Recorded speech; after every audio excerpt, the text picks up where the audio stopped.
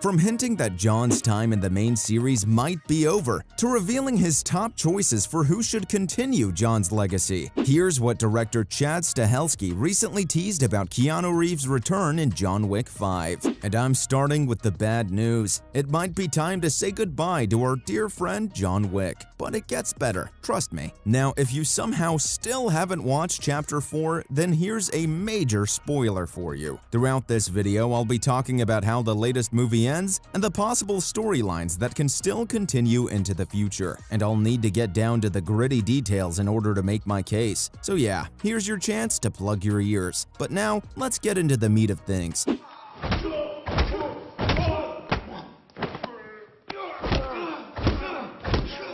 Is John's journey through the Wickverse over? Well, it seems so. In an interview with Screen Rant, Chad revealed that Lionsgate actually tried getting a 5th chapter greenlit. I mean, of course they'd want to keep the hype train going, because have you seen the reviews for Chapter 4? People are obsessed with how it raised the stakes from the previous chapter. It went above and beyond most action movies in the last decade, and proved that an action film directed by stuntmen can be one of the most thrilling experiences you could ever have in the cinema.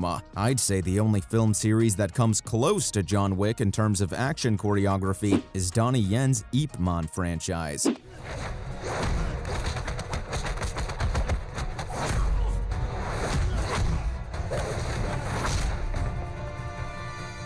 So why haven't you heard that Keanu's starting his 6-month-long training for Chapter 5? Well, it's because Chad turned down the opportunity to film Chapters 4 and 5 together. Yup, originally Lionsgate and Chad wanted to shoot 2 chapters simultaneously because it ends up saving the studio a lot of money. But Chad declined the offer for a very simple reason. He didn't know how he'd film 2 projects back to back and make sure that both of them were of the same quality that fans expect. You see, here's how Chad's process works for the John Wick films. He makes a movie, then takes about 2 years off to get better at directing an action movie after that. How can he bring more life into the franchise? How can he build the world in a way that makes sense for the characters? And that's why each chapter gets progressively more complex. The series just got better in terms of cinematography, action choreography, and set design when Chad took 2 years off. Just look at the difference between Chapters 2 and 3. If Chapter 2 was high-octane action, then Chapter 3 was high-octane action mixed with rocket fuel. And Chapter 4 came along 4 years later, and he mixed a bag of C4 in there and ignited the whole thing. Anyway, it's safe to say that we're not getting a John Wick movie for at least 2 years. If it even happens, that is. Chad's completely open to the idea of a 5th movie, but I think it's going to be a hard sell for the audience. Because where do you go now that John's, well, dead? I did promise you it gets better, didn't I? Let's look at the ending real quick and really try to break it down. Winston and the Bowery King were standing at John's funeral, and they brought his dog along too. It makes sense to have the dog there to say goodbye to John one last time. But is it really goodbye? Winston and Bowery's dialogue is vague enough that it suggests that Baba Yaga might not actually be gone. And if you noticed, the dog looks away from his grave too. He looks at a point somewhere off screen, which might be a hint that John was somewhere far away and looking over at his 2 greatest allies. Am I reading too much into it? Maybe. Although, wouldn't it be great if we found out that Kane helped John fake his death, and in return John gave him a marker? It makes sense for the characters and the world they live in, and Kane could cash it in on Chapter 5. But again, that's just a theory.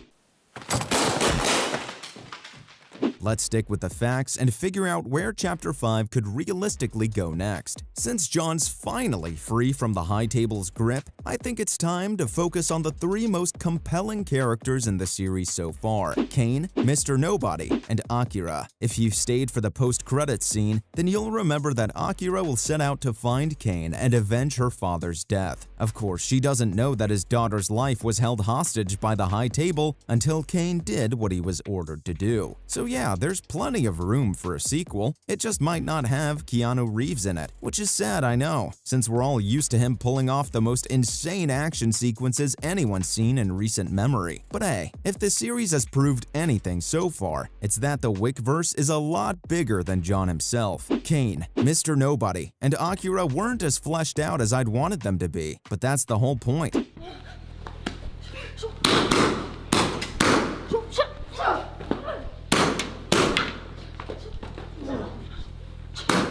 They deserve their own storyline in a sequel that pays homage to John's legacy. Now, assuming that Chad's taking a break for 2 years, what can we expect moving forward? Well, in a recent interview with The Hollywood Reporter, Chad hinted that he and Keanu will travel to Japan and sit at their favorite spot to discuss the future. And if they decide that there's one crazy idea that they want to try, then you can be sure Lionsgate will jump on that opportunity and greenlight a 5th movie. In fact, Lionsgate Motion Picture Group's chair, Joe Drake, told The Hollywood Reporter in a separate interview that they're completely open and willing to do a 5th, and they'd be fools not to go for it. As of this video, Chapter 4 has grossed $350 million. You don't say no to box office dominance like that, do you?